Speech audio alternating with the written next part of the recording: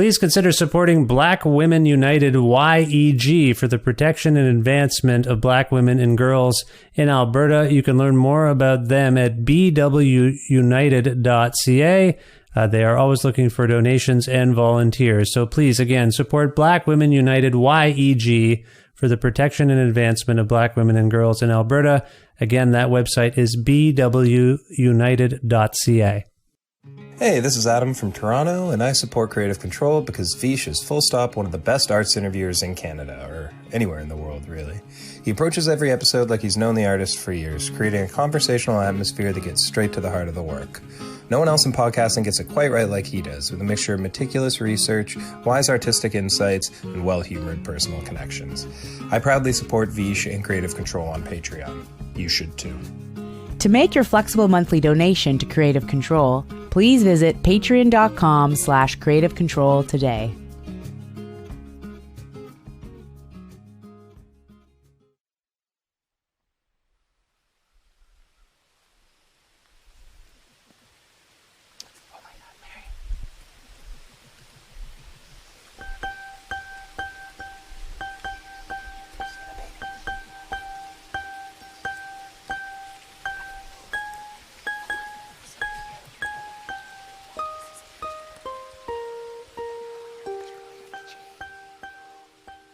Mary Lattimore and Walt McClements are each very talented musicians who are currently based in Los Angeles, California.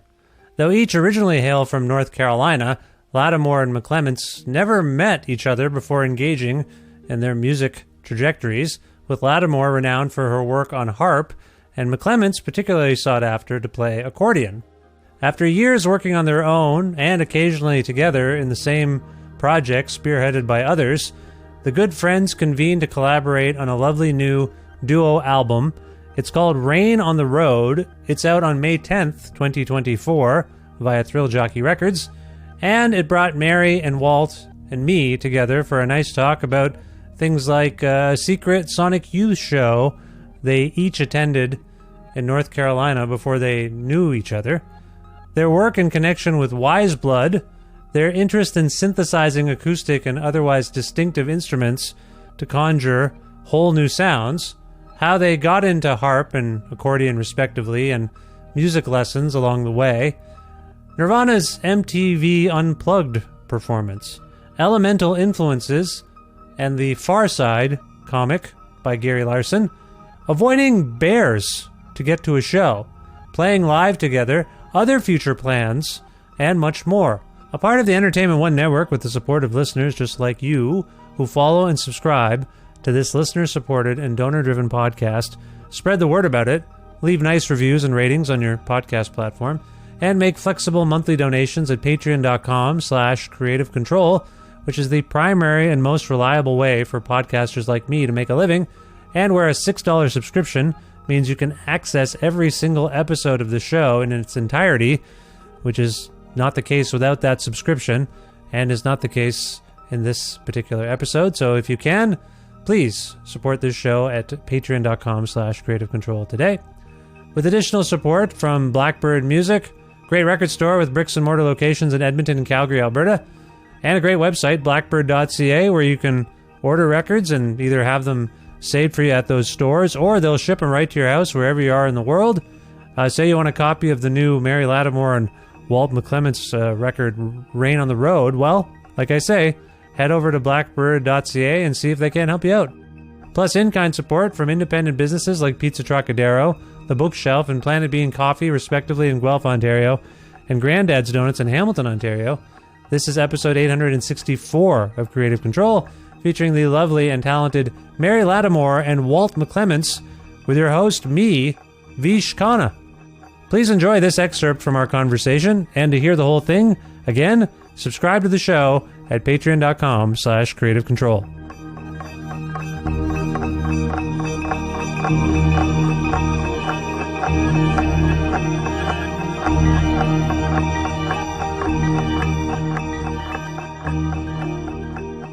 So did you know each other in North Carolina at all there, Walt, based on your roots there, or was it just a coincidence? It's just a coincidence, yeah. We met here. After the fact, we realized we have How many shows do you think we were at the same time? At least 2. We've talked about 2. There's probably more. Yeah. You know, I was a student at the University of North Carolina in Chapel Hill for a summer and went to a lot of shows then, and Walt was living there, in Durham then too. So we were probably at a lot of shows together at the same time, but just didn't know it. I'm a little bit older, so yeah. Okay, so that's like mostly cool. What, Cat's Cradle shows, probably? Mm-hmm. Yeah. The secret SYR, the secret Sonic Youth show at Cat's Cradle. Yeah. 2003, 1? Yeah, 2000, I think it was. The Okay. year 2000 or 1999 even. Wow. It might have been 2000. It was a secret Sonic Youth show? Is that what you said, Walt? Well, it was like SYR Records Presents. So they all did solo sets, and then they did a Sonic... But yeah, it wasn't billed as Sonic Youth. Wow. So It was billed as Perspectives Musicales. Oh, that's remember? right. Oh, that's right. Yeah. It says they used to say that on the SYR recordings, as I recall. It would say that in the... so where's my Sonic Youth section? It's too low. I can't reach it. But I think it says that in the corner somewhere on the top of those SYR records. So that's interesting. So it begs the question, why would you two be in on the secret? Who did you know? How did you come to be invited to attend the show? Mary, do you remember? How did you get in? I mean, I was working at the radio station then, WXYC, and I had a show there, and so I feel like it was probably just the word circulating around the station. Oh, okay. Cool. Walt, what about you? I think that I'm going to guess that, like, I had a friend in high school who I was in a band with who was probably who exposed me to a lot of that music, and I feel like he paid a whole lot of attention to things. And we had, I mean, I remember having some of those SYR Records things, so I think that when it was pre-internet, you're looking at the Cat's Cradle schedule when it comes out in the weekly and being like, what is that? And be like, wait a minute, I know, I've seen that before. Yeah. I just realized something that a couple, 3-4 years ago, I went on a bit of a hunt for Everything I Was Missing by Sonic Youth. I just went through a phase. I've talked to those guys about this, that I've gone through. I've gone through phases with that band in my whole life. Anyway, among the things I was tracking down was missing SYR stuff, because certainly the first 3 SYR releases, huge impact on me as a musician. Like I love those records, and I was like, oh, there's a whole other side of the band. Anyway, on my desk, I realized, so most of them were on vinyl, but a couple of them were CD only. I have one on my desk. I just realized this, funny. And it says it's SYR 8.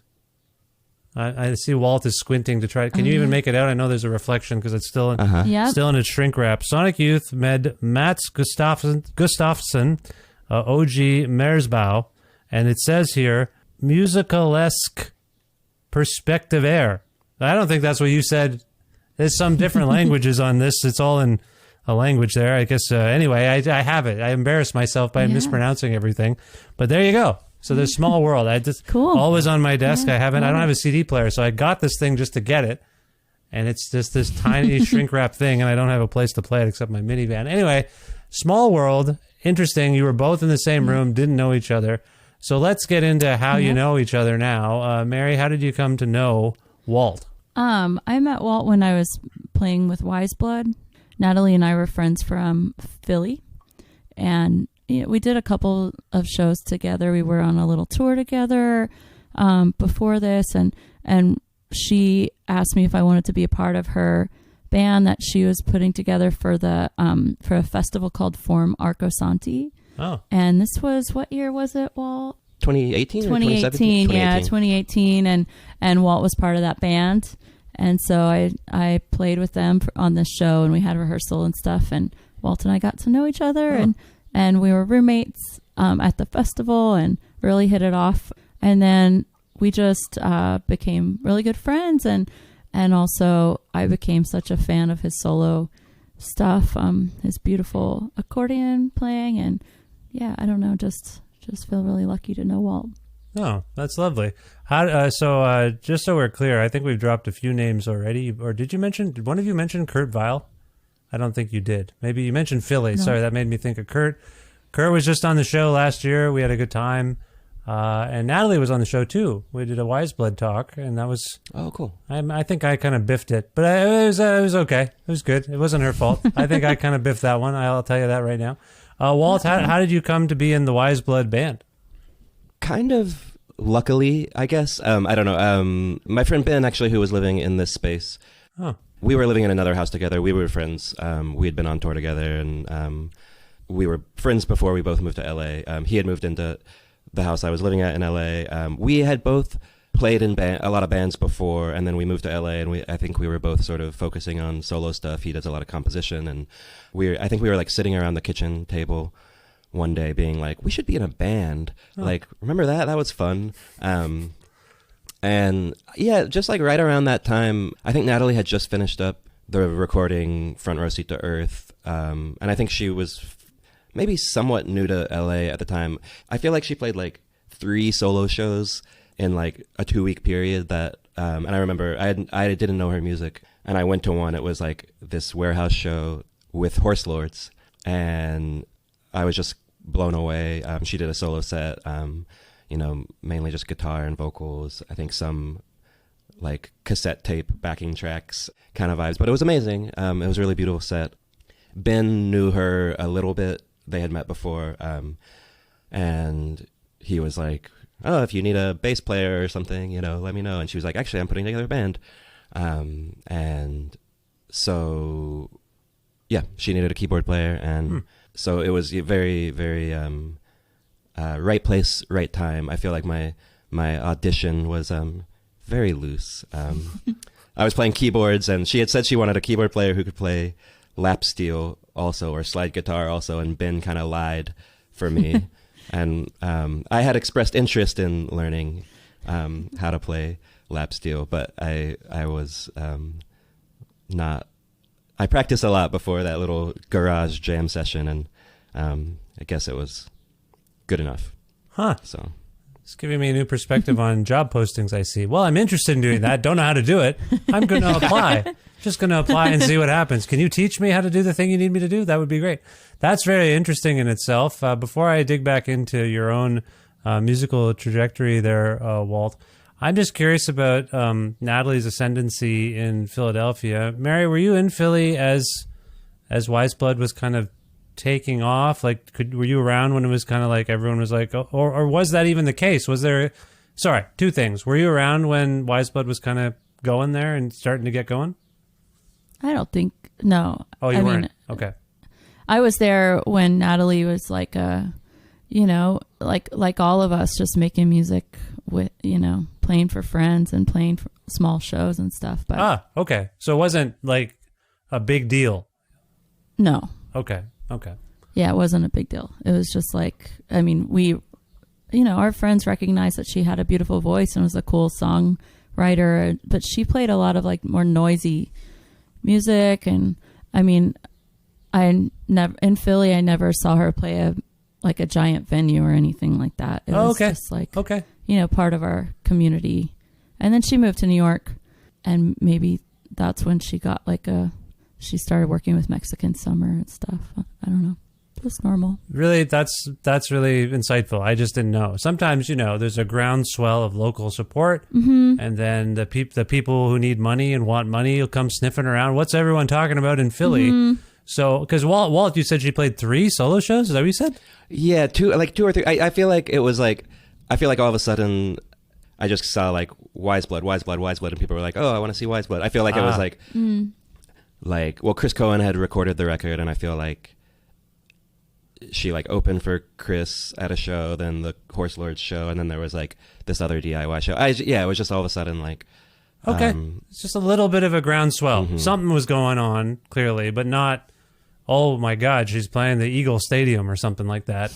No, it wasn't like that. Yeah, no, very. I feel like very DIY still, very, or like, obviously she had, at that point she had already put out The Innocents, and it was like she, but maybe it was just in terms of Los Angeles. Like, I could be wrong about this, but I feel like she moved to LA and then maybe worked on that record with Chris. I feel like it was like I'm done with the record. I'm gonna play some shows, and I don't know, but Yeah, no, that's fair. And I didn't mean to dwell on it. I was just curious because you were both around and playing with her. So just wondering if you could feel something happening. Because, like I say, so some of us have been in places where we're like, something's going on here. Right. Like that little thing is now, how come there's 50 people here? There were 10 last time. Oh, now there's 500 people. What's happening? You know, like, and I think those of us who are in the eye of those storms or whatever, that's the wrong analogy. But when you're sort of there when it was sort of normal and then all of a sudden something's happening, you can be like, what's going on? So I just wanted to know if you two had that level of experience, if that makes sense.